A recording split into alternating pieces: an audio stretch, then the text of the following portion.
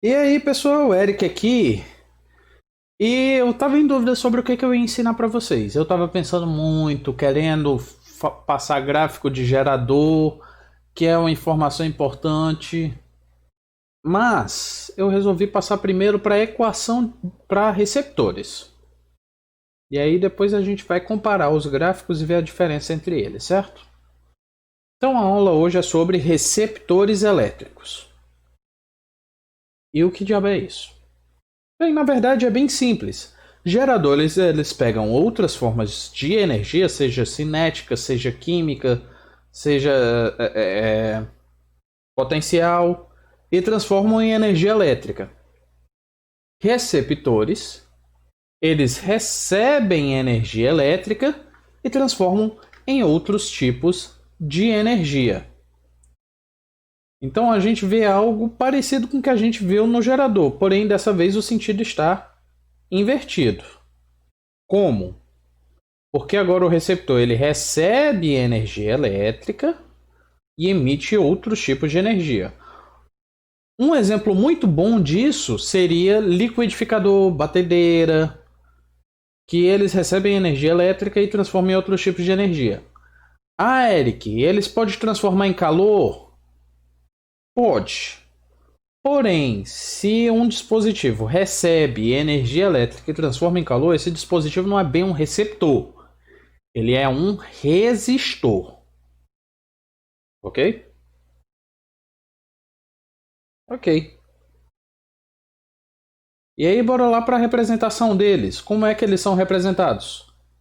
Eu resolvi fazer um paralelo entre geradores e receptores. Primeiro, o gerador. Então, o gerador está aqui. É como se tivesse uma fonte ideal e uma resistência interna.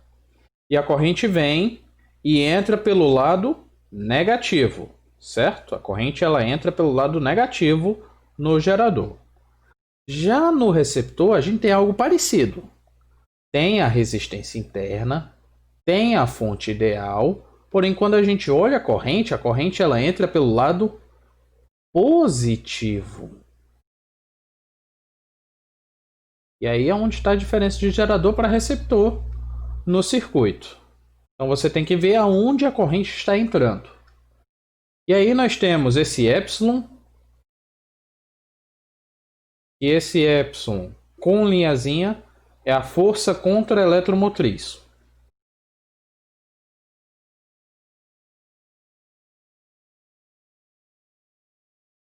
Contra-eletromotriz. Lembrando que o epsilonzinho, sem a linha, é força eletromotriz. Qualquer duvidazinha, vocês voltam lá na aula que eu dei sobre geradores.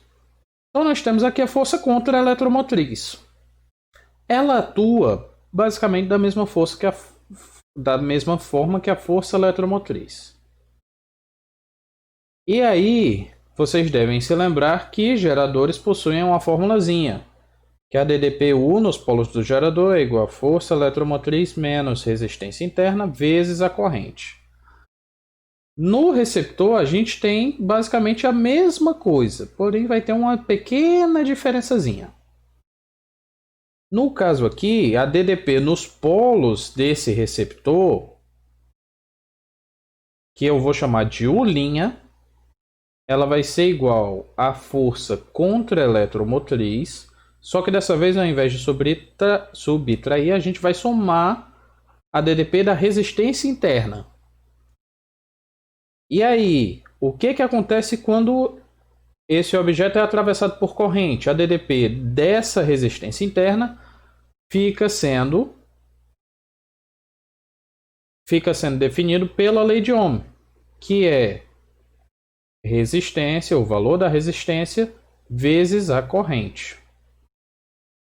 E aí tem um detalhezinho que eu esqueci de falar em gerador. O que acontece se essa corrente for zero?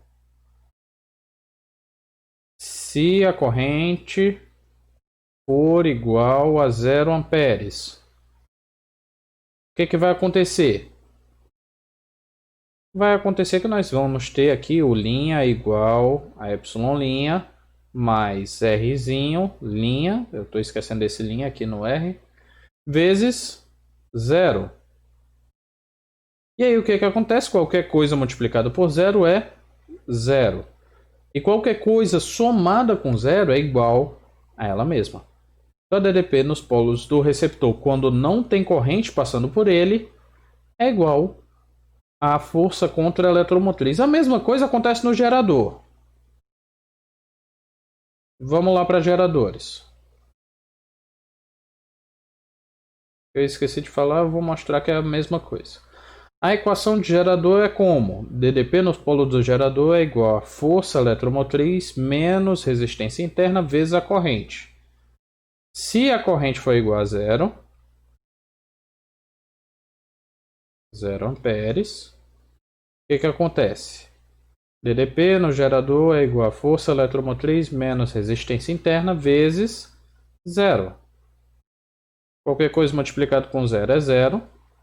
E qualquer coisa somada com 0 é igual a ela mesma. Então a DDP nos polos de um gerador é igual à força eletromotriz se a corrente que passa por ele for igual a 0. E aí, a gente pensa em que isso vai me influenciar, Eric? Na verdade, influencia em muita coisa, porque a gente tem muitos dispositivos eletrônicos que transformam energia elétrica em outros tipos de energia. Eu falei batedeira, falei liquidificador, secador de cabelo também transforma a energia elétrica em energia cinética. Carro elétrico hoje em dia também. Certo, pessoal? Isso influencia muito. Influencia também em alguns detalhes de como essas coisas funcionam. Ok, pessoal? Mais uma aulinha curta, deu 10 minutos. Espero que vocês estejam gostando da aulinha. Eu vou elaborar um TDzinho para vocês responderem. E eu quero que vocês comentem se vocês estão gostando desse modelo, estão gostando de receber as aulas pelo YouTube, os vídeos pelo YouTube. Se não estiverem, comentem, por favor, para eu saber. Ok? Esse TDzinho eu vou tentar elaborar uma atividade no Classroom para receber até o final da semana. Então, olho atento, olho vivo, não deixem passar. E eu vou também enviar PDF para quem não tiver. Método de entrega, foto, seja pelo Meet, seja pelo WhatsApp. Eu estou preferindo no momento o WhatsApp. Eu estou demorando um pouco para responder, mas eu estou vendo as atividades que estão me mandando. Ok, pessoal. É isso. Um beijo e até a próxima.